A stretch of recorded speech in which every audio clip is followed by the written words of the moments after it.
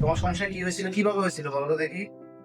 জাম গাছাতে উঠছি, পরে গাছাতে পরে হাতে গিয়ে বাংলার পরে ইয়া ইয়া কুচেতে লিয়ে গেছে জানে পরে ইমার্জেন্সি বানটান দিয়ে দিছে আচ্ছা পরে দেওয়ার পরে কইছে 6 দিন পরে যাওয়ার লাগে তো 6 দিন পরে গেছি যাওয়ানে কইছে মানে এর অপারেশন ছাড়া হতো না তো পরে এমনি এমনি স্যারের সন্ধান পাইছি পরে স্যারের লগে কথাবার্তা কইছি সেটা পরে 25 তারিখ অপারেশন হয়েছে আর কি। হ্যালো ভিউয়ার্স, আসসালামু আলাইকুম। আমি doctor Gazi Arif Belia, orthopaedic trauma, sports and hand surgeon হিসেবে কাজ করছি কুমিল্লা ট্রমা সেন্টার।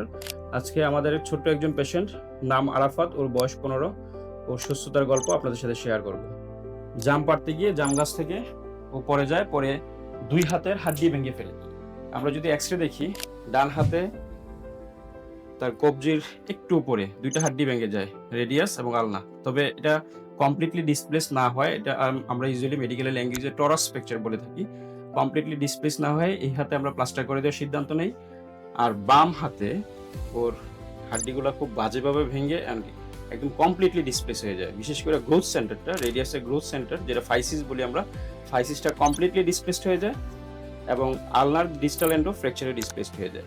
এই অবস্থায় ইনিশিয়ালি একটা প্লাস্টারের মাধ্যমে চিকিৎসা করার চেষ্টা করা হয়।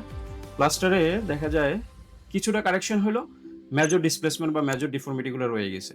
দ্যাটস ওয়াই আমরা সিদ্ধান্ত নেই যে সার্জারির কাটাছেঁড়া ছাড়াই পারকিউটিনিয়াস পিনিং করে দেই সিয়াম মেশিনের মাধ্যমে। 1 মাস পরে আমরা পিনগুলো খুলে দেই।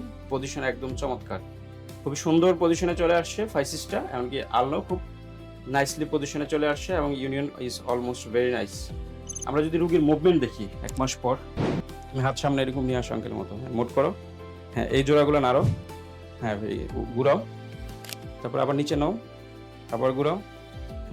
ওর অলমোস্ট সবগুলো মুভমেন্ট চলে আসছে। খুব সম্ভবত আর 2-1 সপ্তাহ যদি আমরা এক্সারসাইজ করি তার সবগুলো মুভমেন্ট অলমোস্ট নর্মাল পজিশনে চলে আসবে।